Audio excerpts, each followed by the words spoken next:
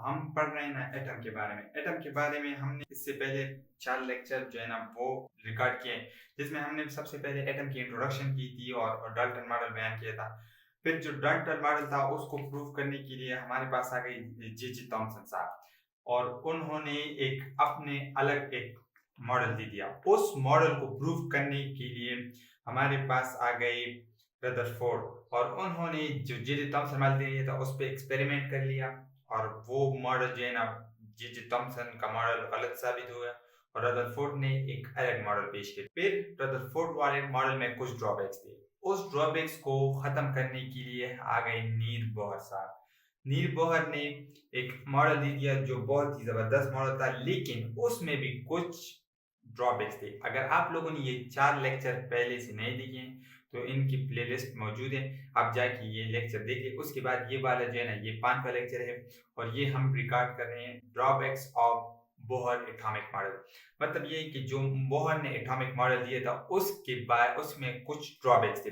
मतलब बोहर का मॉडल ये था कि एटम जो है ना हमारे पास वो क्या है, न्यूक्लियस है, और इलेक्ट्रॉन जो है ना वो इस तरह ऑर्बिट में घूम रहे हैं। अब इसके कुछ ड्रॉबैक्स बन रहे हैं, और वो ड्रॉबैक्स हम बयान करेंगे। सबसे पहले आ रही थी हमारे पास जो ड्रॉबैक्स थी वो थी एनर्जी क्वांटाइजेशन। मतलब Bohr model assume that electron can only occupy space energy level, but it does not explain why it this in case। देखिए, बोहर ने ये तो हमें बताया था कि इलेक्ट्रॉन जो है ना वो सिर्फ एक खास एनर्जी लेवल्स में इस तरह उन्होंने कहा था कि ऑर्बिट्स में घूम रहे हैं।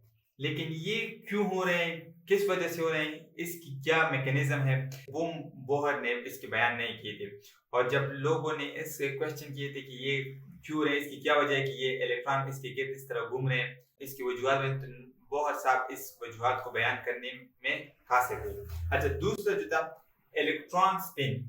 The model does not account for the electron spin, which is a fundamental property of electron। अच्छा, हमें पता है कि क्वांटम के मुताबिक इलेक्ट्रॉन जो है ना वो स्पिन करते हैं। इलेक्ट्रॉन स्पिन, इलेक्ट्रॉन की जो स्पिन है वो अपनी जगह पे इस तरह, जैसे जमीन जो है ना हमारे पास वो सूरज की गिर्द चक्कर भी लगाती है और अपनी जगह पे इस तरह घूमती भी है, जिससे हमारे पास दिन और रात बनते हैं। इसी तरह इलेक्ट्रॉन भी स्पिन करते हैं, लेकिन बोहर के मॉडल ने वो जो स्पिन थी इलेक्ट्रॉन की वो भी बयान ना हो सकी। मतलब बोहर से एक ये गलती हुई कि वो इलेक्ट्रॉन स्पिन के बारे में कुछ ना कह सके। अच्छा, तीसरी इसकी जो ड्रॉबैक्स आ रही थी वो हमारे पास थी मल्टी इलेक्ट्रॉन एटम। अच्छा, बोहर का जो मॉडल हमारे पास था वो सिर्फ और सिर्फ हाइड्रोजन एटम के लिए एक्सेप्टेबल था, और हाइड्रोजन लाइक एटम।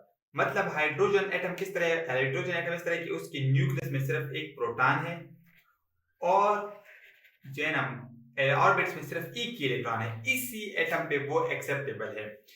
और इसके अलावा मतलब मल्टी इलेक्ट्रॉन जो एटम जो ना उस पे ये एक्सेप्टेबल नहीं है। अब हाइड्रोजन लाइक एटम का मतलब क्या है कि जैसे हमारे पास हीलियम है, अब हीलियम में हमारे पास 2 इलेक्ट्रॉन है, लेकिन इसको हमने क्या कर लेना है, हाइड्रोजन की तरह कन्वर्ट करना है। तो हाइड्रोजन की कन्वर्ट करने के लिए हमने क्या करना है, इससे एक इलेक्ट्रॉन को खारिज करना है, मतलब He+ बनाना है। तो He+ बनने के बाद ये किस तरह बनेगा, ये एग्जैक्टली हाइड्रोजन की तरह ही एटम बन जाएगा। तो तब ही इस पे जो है ना ये बोहर मॉडल एक्सेप्टेबल होगा। अब आगे हम जा रहे हैं लिथियम का। लिथियम के कितने इलेक्ट्रॉन है, लिथियम में हमारे पास इलेक्ट्रॉन है 3।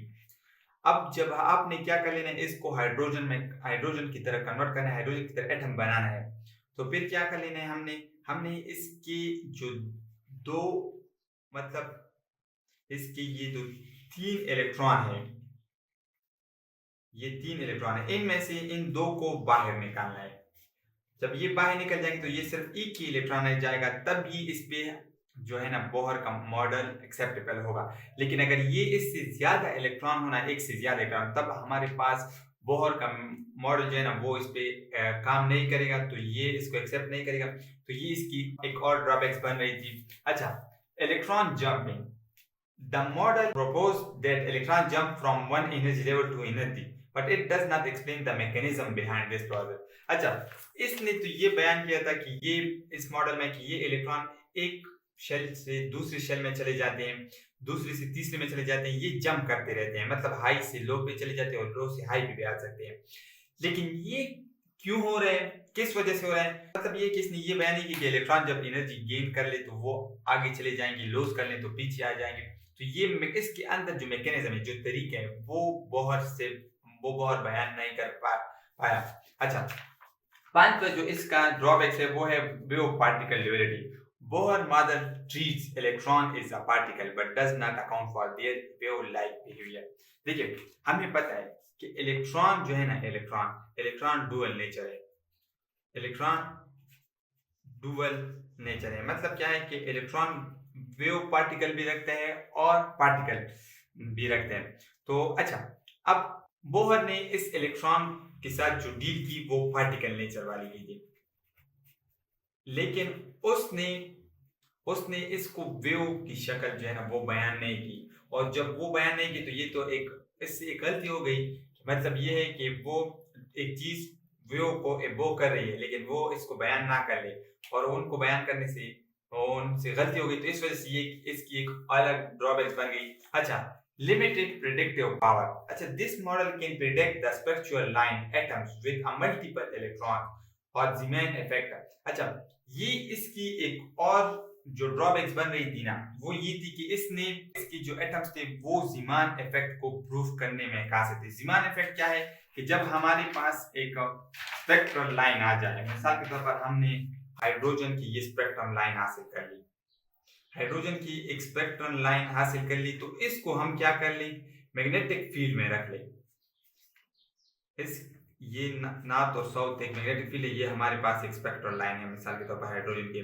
अब इस पे जो मैग्नेटिक फील्ड इस पे जो एक्ट करेगी वो इफेक्ट उसको हम कहते हैं ज़ीमान इफेक्ट। उस इफेक्ट को बोहर मॉडल ने बयान नहीं किया। बोहर मॉडल जो है ना वो इस इफेक्ट को बयान करने से कासिर है। तो इस वजह से इसकी एक ये ड्रॉबैक्स भी बन रही थी, और साथ ही जो इसकी जो ड्रॉबैक्स थी ना वो ये थी कि ये मॉडल टोटली जो है ना वो क्लासिकल एजम्पशन पे थी। मतलब उन्होंने जो जितनी भी एजम्पशन ली थी, जितनी भी तमाम की तमाम मुद्दा क्या थी, क्लासिकल। मतलब ये क्या है कि उन्होंने कहा था कि ये जो इलेक्ट्रॉन जो है ना वो सर्कुलर ऑर्बिट्स में रिवॉल्व करते हैं न्यूक्लियस के गिर्द। लेकिन असल में अगर आप देखें तो ये तो सर्कुलर ऑर्बिट जो है ना वो 2D है, लेकिन एक्चुअल में जो इलेक्ट्रॉन ऑर्बिट जो अराउंड न्यूक्लियस के गिर्द घूमते हैं तो वो क्या है, वो 3D शेप में घूमते हैं। वो पिक्चर आपको स्क्रीन में दिखाई दे रही है। तो इस तरह ये इसकी क्लासिकल एजम्पशन की वजह से ये इसकी सातवीं जो है ना ड्रॉबैक्स बन रही थी। अच्छा, अगर इसके बारे में कोई क्वेश्चन हो तो वो जरूर पूछे। Thank you, Allah Hafiz.